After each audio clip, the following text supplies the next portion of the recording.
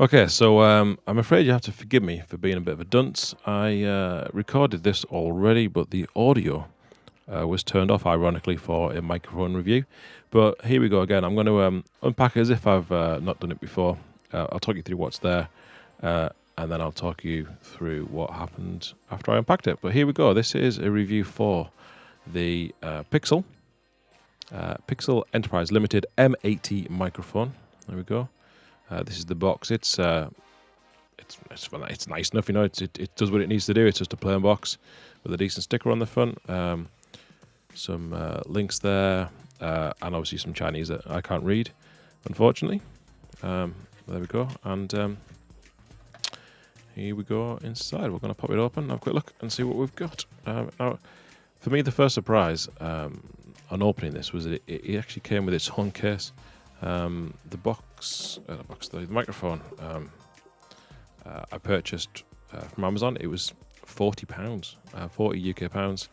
So what's that about $45 ish, give or take. That was delivered, and I was not expecting a nice little carry case for it, which is quite cute.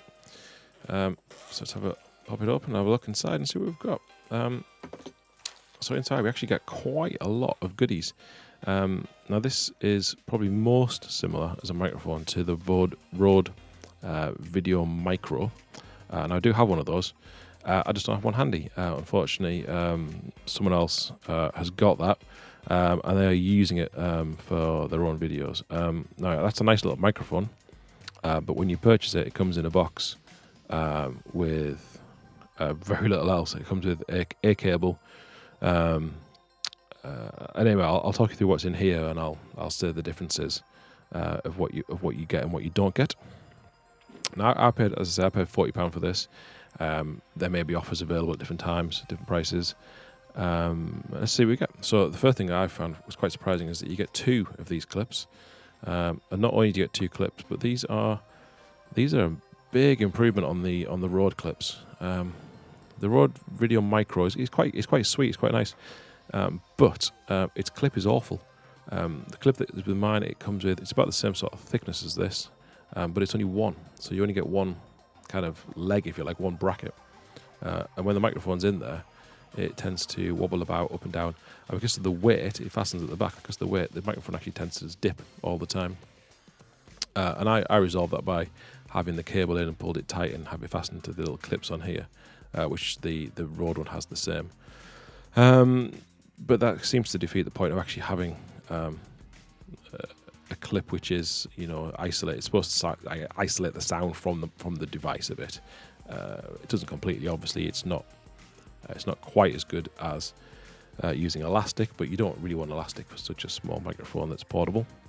So anyway, we pop it on there. This is just much more stable. I'll show you once we get the microphone out. How much better this is, but also you get two,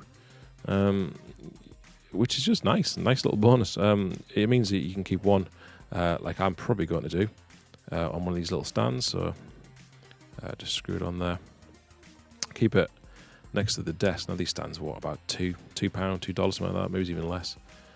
It means that if I'm using it as I actually think I probably will, using it at times for bits of voiceover, or even just for live streaming or for chatting, it's super cheap, and actually that's quite a nice little stand. It means you can keep that at the desk. You don't have to worry about it. Leave it there. Keep the rest of the one in the kit. I mean, if it breaks, I've got a spare, but I don't think it'll break unless I go. No, it's really, look how, I mean, I got a lot of flex there. It's very, very flexible. It's good. Means you got one to take around with you, one to keep at home, or you can take them both and have them on different devices and not have to worry about taking them on and off. I think it's probably faster to slide one of these off a hot shoe than it is to pop the microphone out and back in again. But that's up to you, isn't it? Anyway, there you go. You have two of those, which is quite nice. Then the cables. When I bought my Rode Video Micro, it came with a single cable, which allowed me to connect it to... I can't remember which way around it comes. But anyway, it comes with a single cable. Whereas this one actually comes with two, which is quite nice. Again, the cables are independent of the microphone, but this one comes with the fairly standard micro, like 3.5mm jack to 3.5mm jack, the standard TRS tip ring sleeve configuration. Sometimes referred to as a stereo. In this case, it's not really stereo. Obviously, the microphone is not stereo, so that's not how it's working. But it does say on here that's the camera connecting cable. So that's good. And then you also get the phone connecting cable, as they nicely label it. So you can see that's quite nice and obvious. And this one is the different one. So again, on this end it's the same. It has the TRS, which is where you connect it to the camera, the microphone, sorry. And on this end it uses the 4-pole, which is standard for phones. TRRS, you often see it referred to as. And that enables a microphone to be connected to your mobile phone, which is probably what most people will use these for, I imagine. You also get a nice extension lead.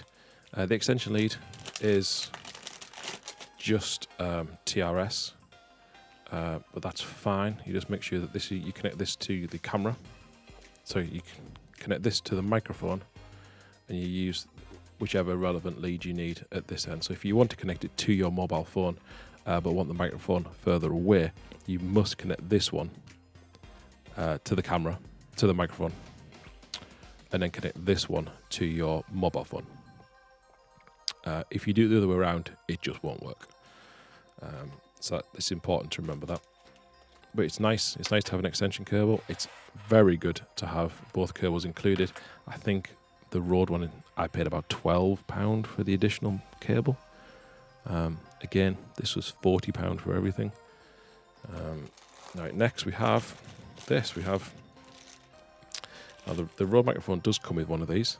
This is what we call a dead cat. For obvious reasons, it looks a little bit like what it says. This is for blocking out wind when you're outside.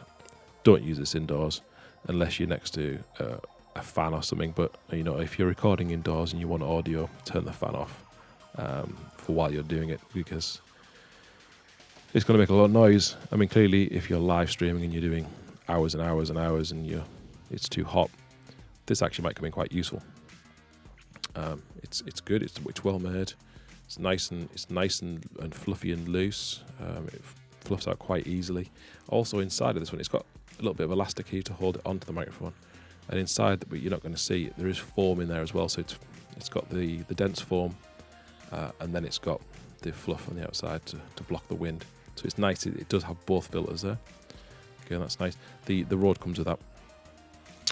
But what it does not come with is this. It comes the Pixel comes with a standard kind of little pop shield, windshield as well, which is really nice. You know, a couple of pence maybe to make, and add it in there, but it's just nice that it's added, isn't it?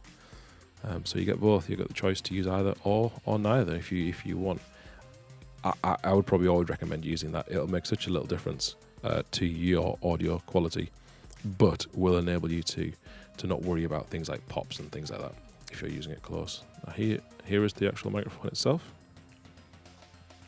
It's nice. It's very similar in design to the aforementioned unit, but it's cute. It's a nice little logo. It's not tacky. It's solid. It's well made. All the fit and finish is really good.